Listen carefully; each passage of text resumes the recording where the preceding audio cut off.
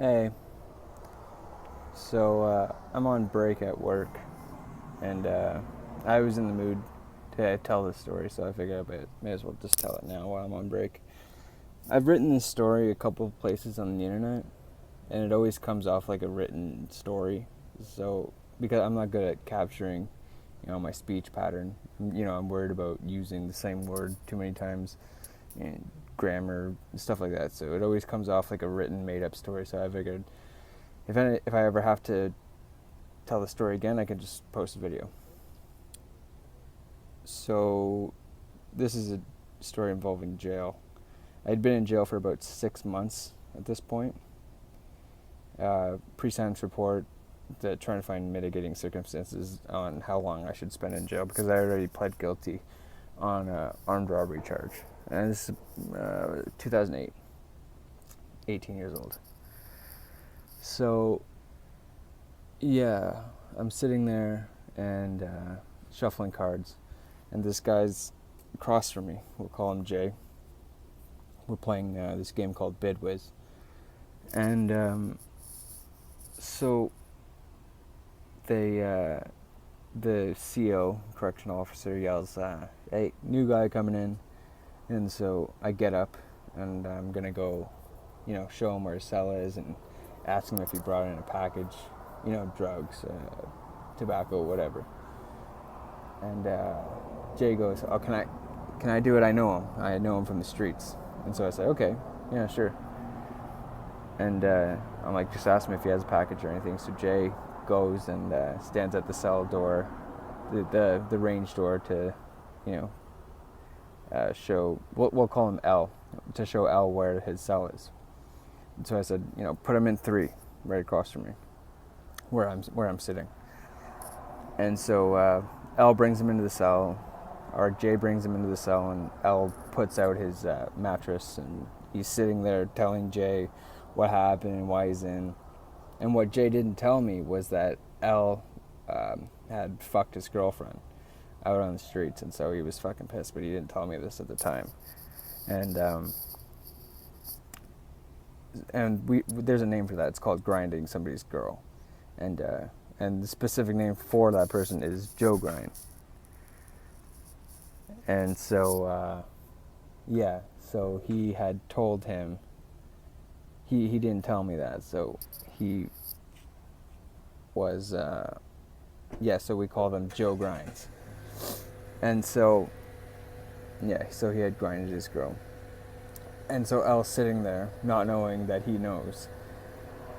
And so I see Jay look at me, come out, look around, look left, look right, looking for COs. And at this point I'm like, oh fuck, he's gonna fight him. And so he goes back in, sits there for a couple more seconds, and then fucking suckers him, right? And he's like, he's all fucked up. He's kind of spaced, and he lays on his back on the sun. He's trying to turtle up and cover himself up, and Jay's still trying to punch him in the face. And he's trying to make it.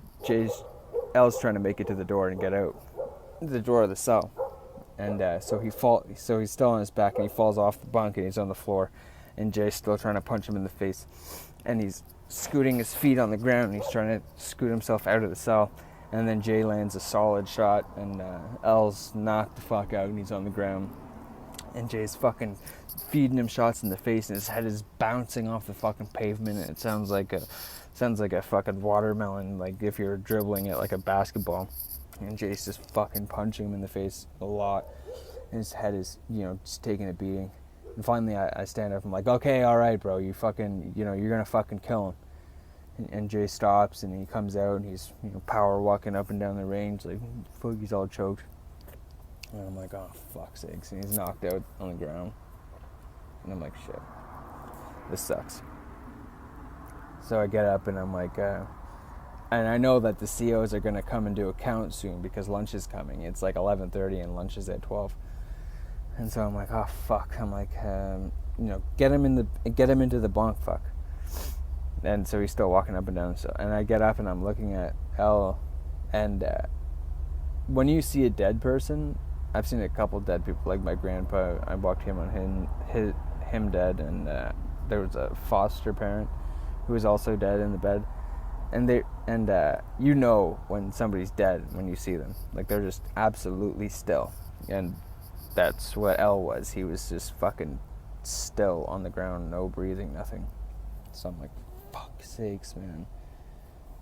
And so I go into my cell, I grab a sock, and I put my hand in the sock, and I walk into the cell, and I check his pulse. No fucking pulse. I'm like trying to feel for breathing, and there's no breathing.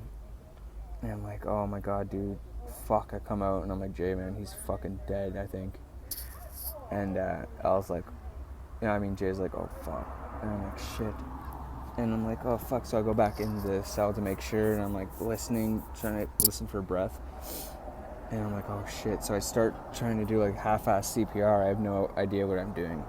And I'm not about to, put my lips on all that, like, fucking swollen, bloody face. And so I'm like, fucking just lift him up and put him in the bed.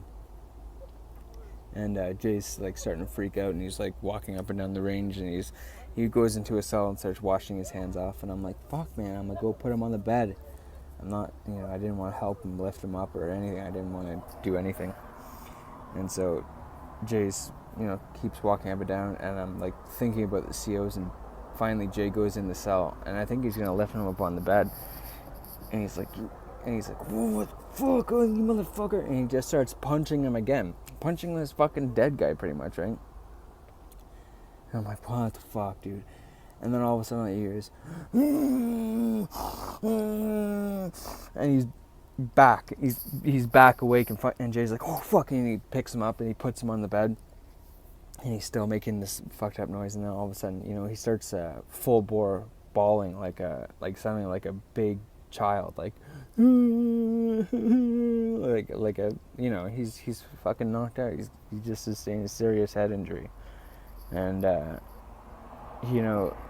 L's like, Jay's like, holy fuck. And he's like, he gets him onto the bunk, and he starts like shaking him, trying to get him to get his shit together.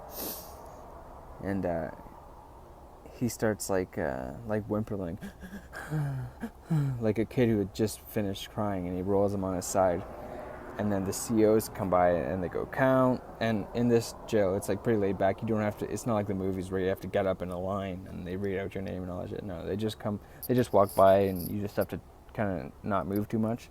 And then they just count you and keep walking, right?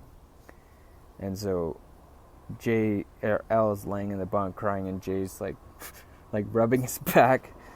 And so they walk by, and I guess Jay was like talking to him and getting him to get his shit together or whatever. And